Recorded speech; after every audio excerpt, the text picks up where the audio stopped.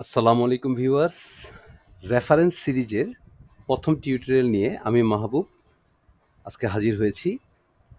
আজকে আমরা total rho, total column এবং টোটাল সেল নিয়ে আলোচনা করব।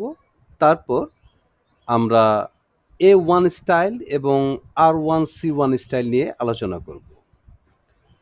প্রথমত আমরা অ্যাক্টিভ সেল নিয়ে একটু কথা বলবো। অ্যাক্টিভ সেল অ্যাকচুয়ালি কোনটি? আমরা যে কোনো সেলে যখন মাউস কার্সারটি নিয়ে ক্লিক করি তখন যেই একটা বর্ডার ক্রিয়েট হয় সেই সেলটার উপর, সেই সেলটা তখন হয়ে যায় অ্যাক্টিভ। আমরা যদি নেম বক্সে দেখি তাহলে সেই সেলটার নাম দেখাচ্ছে R3C11। এটা আমাদের কাছে খুবই অপরিচিত, তাই না? হ্যাঁ ভিউয়ার্স, এটা R1C1 মেথড। আমি A1 মেথডে যদি ফিরে যেতে চাই তাহলে আমি ফাইলে যাব, অপশনসে যাব, দেন ফর্মুলাতে যাব, R1C1 রেফারেন্স স্টাইল যেখানে আছে সেখান থেকে আনচেক করে দিব, ওকে করে দিব।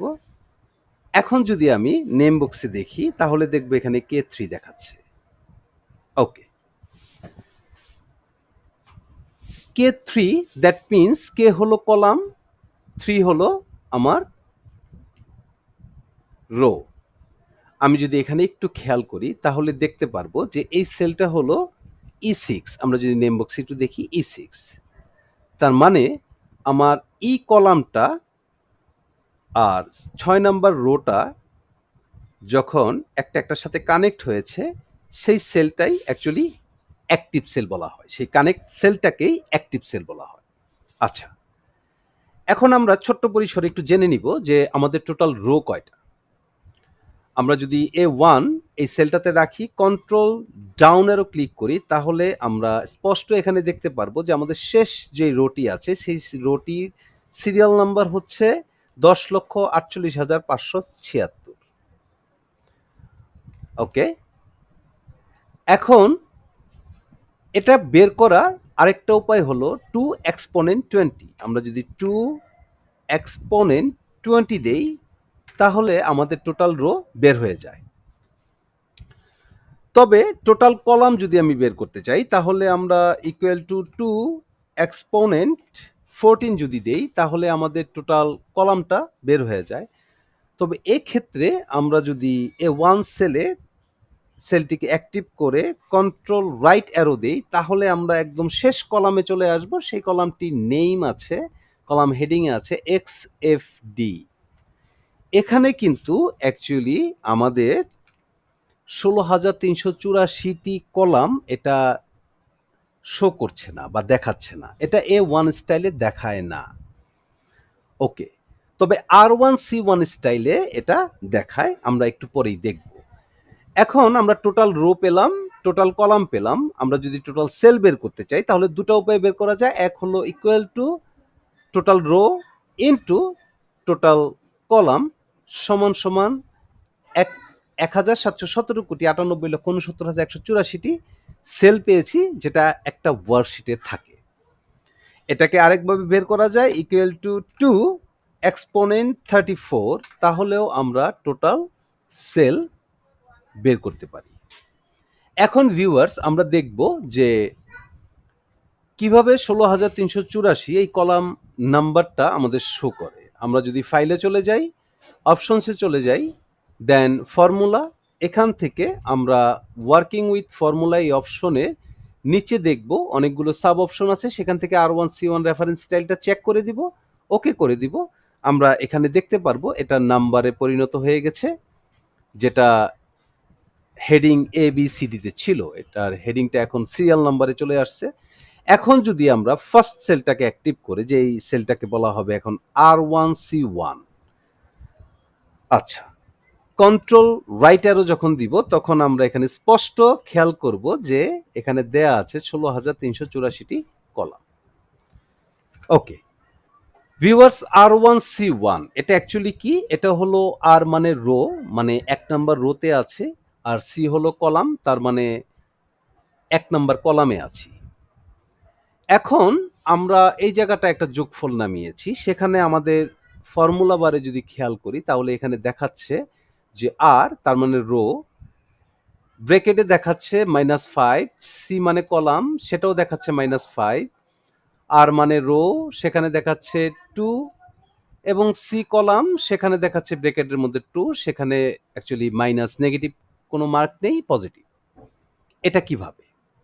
আমরা A1 স্টাইলে অ্যাকচুয়ালি এখানে কি পেতাম? A1 স্টাইলে আমরা যদি একটু ফাইলে যাই, আবার অপশনসে যাই, সেখান থেকে যদি ফর্মুলাতে গিয়ে R1C1 রেফারেন্স স্টাইলটা যদি আনচেক করে দেই, তারপর ওকে করে দেই, এখন যদি আমরা ফর্মুলা বারে দেখি তাহলে আমরা দেখতে পারবো যে H3 প্লাস O10, তার মানে H3 হলো এই সেলটা, H3, দেন হলো O10 এই সেলটা।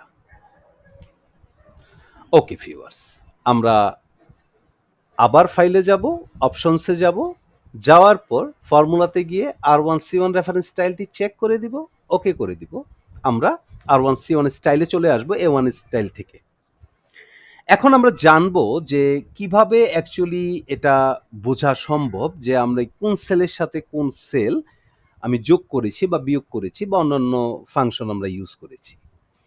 এটা বেসিক্যালি ইউজ হয় যারা ভিভিএতে কাজ করে, তাদের অ্যাডভান্স লেভেলে এই R1C1 স্টাইলটা খুবই কাজে লাগে। আচ্ছা, আমরা জেনে রাখবো আমাদের সুবিধার জন্য। তো কখন আমাদের রো মাইনাস ফিগার আসে, কলাম মাইনাস ফিগার আসে, সেটা আমরা আগে জানব। যদি আমাদের যেই সেলটা অ্যাক্টিভ করব বা ইকুয়েশন করতে চাই সেই সেলে উপরের দিকে থাকে রোটা, ইভেন বামের দিকে থাকে বা পেছনের দিকে থাকে, তাহলে রো আর কলাম আমাদের মাইনাস দেখাবে। রো নাম্বারটা এবং কলাম নাম্বারটা আমাদের মাইনাস দেখাবে। আর যদি আমাদের রো বা কলাম সামনের দিকে থাকে অথবা নিচের দিকে থাকে অ্যাক্টিভ সেলটি থেকে, তাহলে রো এবং কলাম আমাদের পজিটিভ দেখাবে। তো ভিউয়ার্স, এখন দেখবো অ্যাকচুয়ালি এটা কিভাবে কাউন্ট করে। রো -5 এখানে দেখাচ্ছে, C-5 এখানে দেখাচ্ছে, বা R2 C2 এটা দেখাচ্ছে। এটা কিভাবে অ্যাকচুয়ালি কাউন্ট করলো, আমরা কিভাবে এটা বুঝবো? এটা বোঝার উপায়টা হলো যে ইকুয়েশনটা সেই কলামটিকে বাদ দিয়ে আমরা যদি কাউন্ট করি 1 2 3 4 5, দ্যাট মিনস আমাদের 5 নাম্বার কলামে আছি পিছনের দিকে, দ্যাট মিনস এটা মাইনাস হয়ে গিয়েছে। এবার রোর হিসাবটা যদি আমরা করি তাহলে আমরা দেখব যে উপরের দিকে যেহেতু আছে, আমার এটা ইকুয়েশন যে সেলটিতে আছে সেটা থেকে উপরের দিকে আছে, তার মানে আমি প্রথম রোটাকে আমি বাদ দিব যেই রোতে আমার ইকুয়েশনটা আছে, তারপর যদি আমি কাউন্ট করি আমার first row, second row, third row, fourth row, এমনকি ফিফথ রো এখানে আছে, এর জন্য এটা -5 কাউন্ট করা হয়েছে।